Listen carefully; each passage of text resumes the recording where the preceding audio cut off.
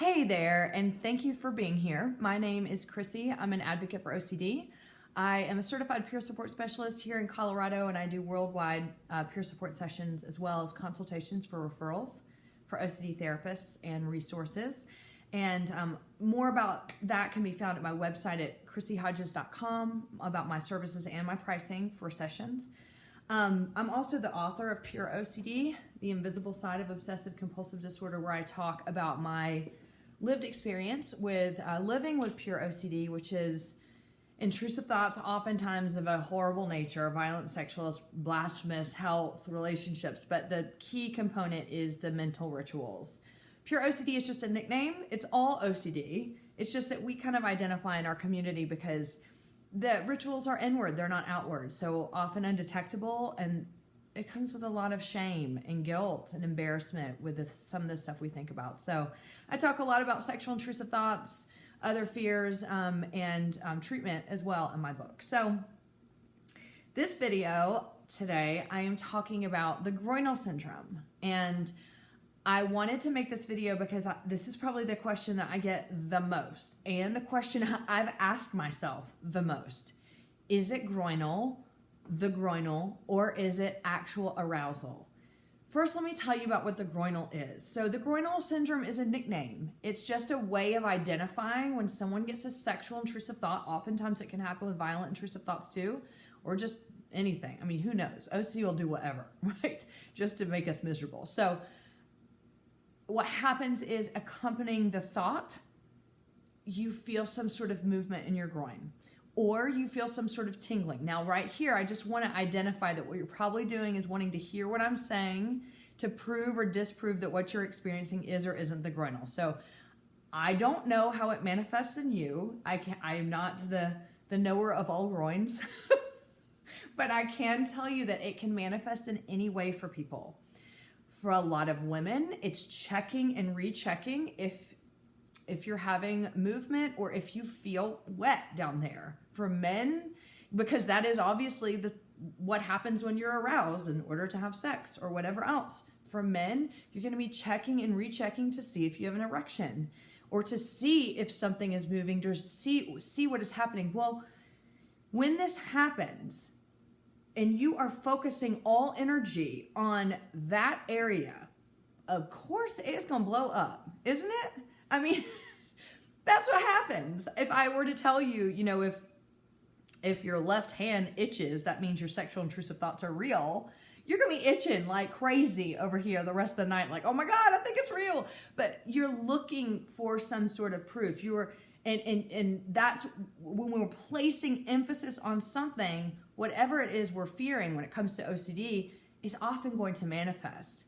It is unfortunate that it has to manifest in our genital areas. That's just all I have to say, because truly, and for men also, I am going to tell you, and if you've probably seen this in my other videos, but it can manifest also in the anal areas. Women too, breasts as well. Any erogenous zone that we feel like is going to get fired up when we're ready to do it or ready to whatever. These are going to be the places we're focusing our energy on. So obviously they're going to light up. Good or bad, meaning like I didn't feel anything, so that means something. I did feel like that, so it does mean something. You're looking. Is it proof? Is it disproof? Does it mean this? Does it mean that? And there is no way to tell. You may hear things. You may hear clinicians saying, well, it's arousal but, or you feel aroused but. And this, of course, we know, hello, that's that will blow us up in our head of, oh my God, well, if they say it's arousal, that must mean it really is arousal. I think, what I've kind of settled on is who really knows? I mean, is it arousal for me? I won't ever know the answer to that question. What I do know is that I have shitty thoughts, and sometimes my groin moves, and I get pissed, and I get sad, and I get scared and full of fear of this has to mean something. It wouldn't have happened if it didn't mean anything, and why would it accompany me having a bad thought about a family member or a child or something? And all I really can do is just quit putting emphasis on it, because any sort of I need to figure out what it is going to make it stronger, is going to draw out the duration of how long it lasts. It's also going to go ahead and solidify that the next time you see that thing or think about that thing, it's going to happen again. Because oftentimes we get into the habit when it comes to the groinal syndrome of, okay, well, I watched the show and I got the groinal. You know, for me, when I had HOCD really bad, oh Lord, like the worst thing ever was Sex in the City, right? I know, I mean, I don't mean the show. I actually like the show. But if you're if you're having HOCD and Sex in the City was all the rage then, you know, and there's sex all over, there's boobs, there's everything else. I mean, I was like, hell's no, I'm not watching that movie or that show. Like, I'm gonna have the groinal all over the place. And of course, that would mean that I am associating that show with my groin moving, which means, oh my God, that must mean I'm a lesbian. And so I avoided the show, or sometimes I would watch it to see, you know, like bated breath.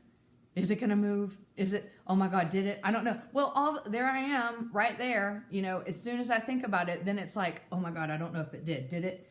You know, some people even go and check to see if it is, you know, and you're still not gonna know the answer. You know, if you're placing emphasis again, shit's gonna happen down there. That's just the way it is. So I guess I really wanted to, my first point is, as awful as this is going to sound, the more emphasis you place on trying to figure out, is it the groinal or is it real arousal, the deeper into this you're going to get.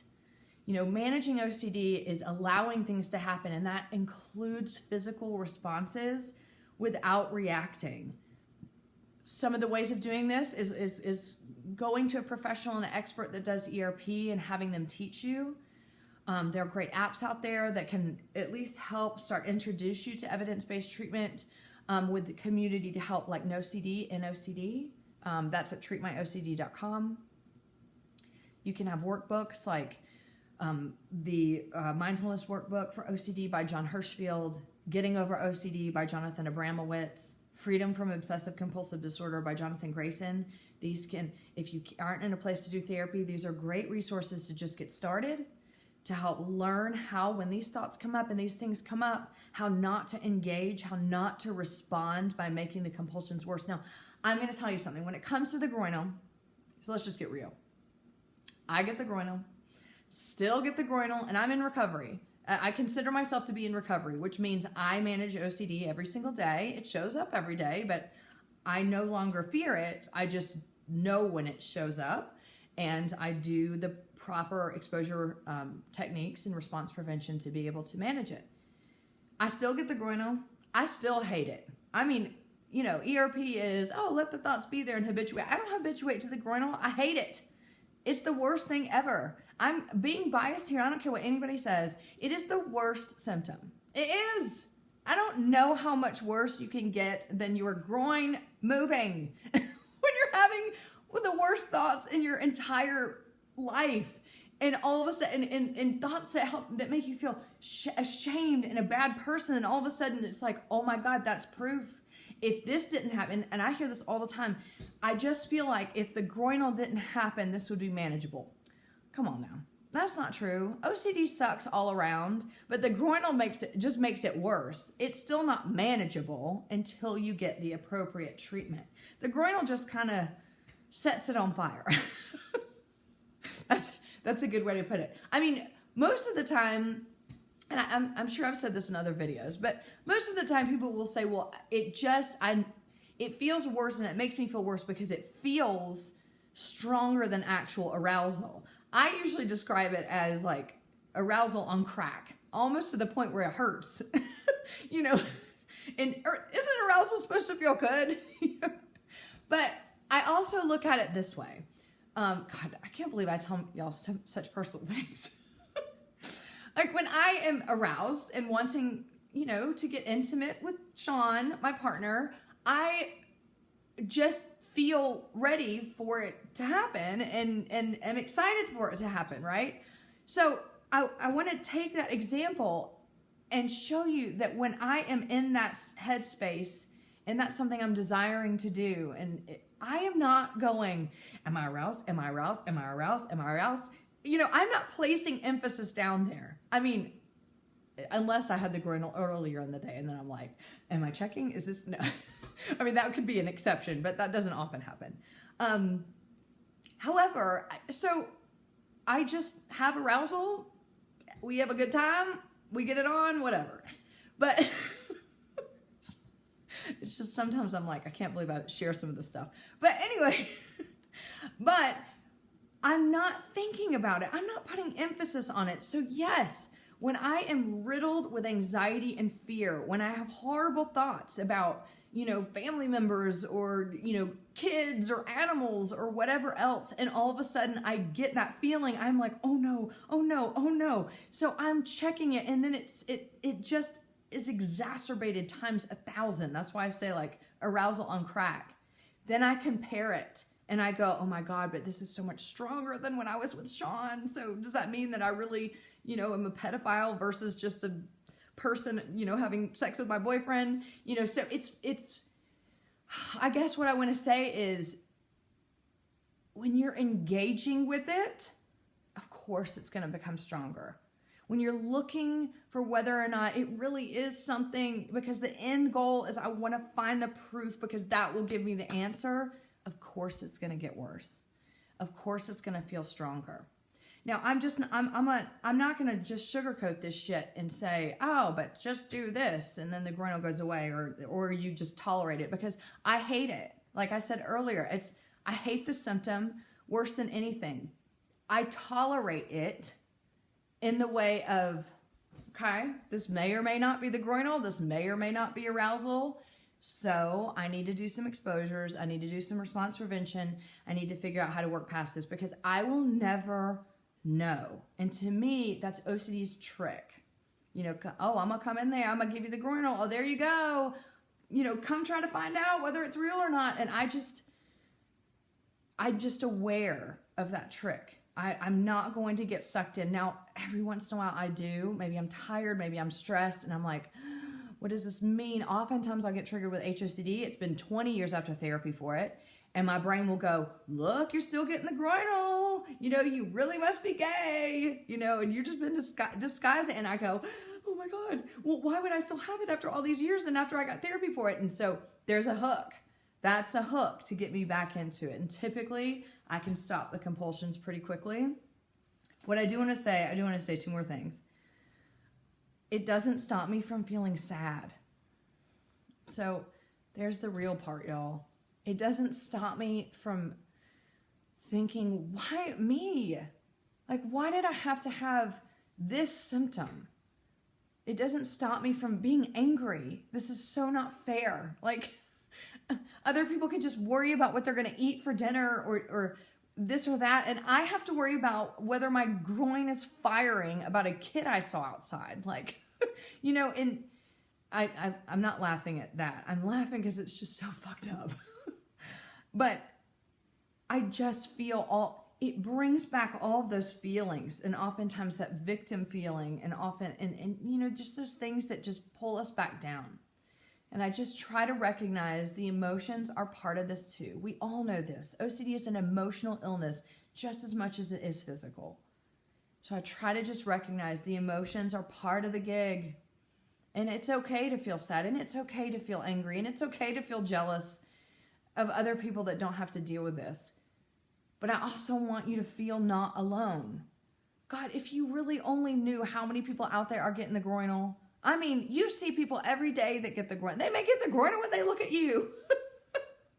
So I wish I could just bottle it up and give it to you and tell you that you are not alone, even though it is one of the most isolating symptoms of this illness. I'm telling you. And it's so embarrassing too. So embarrassing. The last thing I just wanted to do really quickly is I wanted to talk about the groinal and the checking and the rechecking and the comparing it to whether it's real arousal when you have it in your dreams. So I've done a video on this before, and I've talked about this a little bit, but I was actually talking to someone this week about having dreams, sexual dreams, and how that impacts the sexual intrusive thoughts and things like that. I'm like, and this person said, well, I don't really have dreams that often. And I'm like, I have like lesbian dreams and dreams about family and animals, everything else. I feel like my dreams are like just some intrusive sex fest sometimes. And I wake up like, who am I? What is going on here? But oftentimes I wake up with the groinal. Or, like I've stated before, I wake up and think, did I actually have an orgasm? And there is that's the hook too.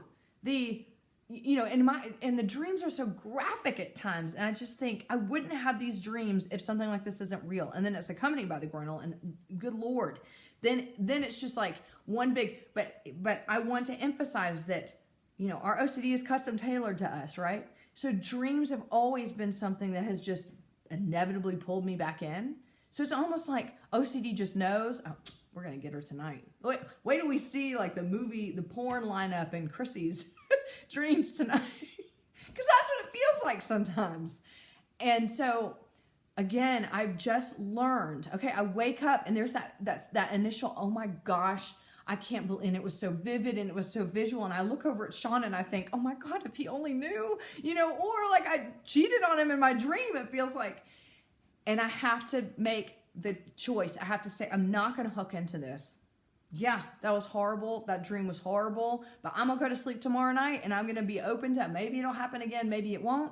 And I'm not going to buy into whether or not I was aroused or not, or even if I had an orgasm or not. Not going to do it. Because OCD, you aren't going to control the day just because of a dream. I don't know why we have these dreams. I mean, who knows?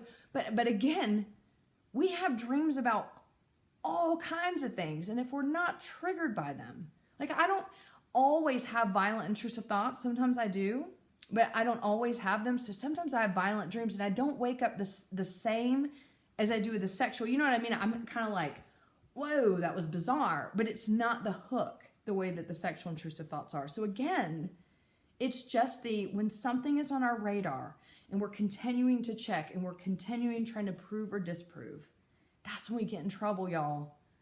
And I hate ending the video this way, but there is no answer about is it arousal or is it the groinal and how do I tell? There isn't an answer. The answer is you just have to take the risk and live with the uncertainty that when you have these intrusive thoughts, when you're having things that are disturbing and you're checking and rechecking and you're trying to prove and disprove, you have to take the risk and live with the uncertainty that maybe it is OCD.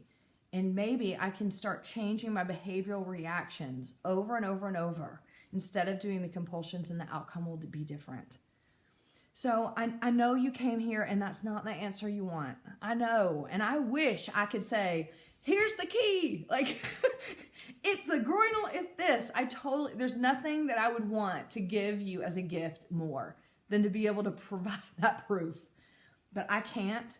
The only thing I really can provide is for you to know that you are not alone in this, that it sucks, and all of us think it sucks. But that treatment is available, help is out there, and a lot of it is just taking that risk and making it a priority. I gave a lot of resources earlier in the video, so I don't want to go through them again, but I will post them under the description of the video. There are some great books you can look at, some great communities you can join, as long as you're educating yourself more so in a way of learning to manage this and working toward therapy versus compulsions, because you know how reassurance can be. So anyway, I hope you enjoyed the video. I hope this gave you a little bit more clarity on how rechecking and trying to solve that problem actually makes it worse. And I know there is always the urge to want to know. There's still that urge there for me, but I hope knowing that I still feel that way and so many other people do, that can help you feel like you aren't alone in this, and that that you aren't a monster, because that's what it makes us feel like, monsters. You aren't. So thank you for being here, and I will be posting another video shortly too with John Hirschfield. We're doing a live video tomorrow, so I'm really excited to see what he has to say. And you know what? Maybe I'll ask him about the groinal too. He talks about it a lot in his blogs and stuff. So I'll do that, and then I'll be posting that really soon. Hope you're having a great new year so far. Bye.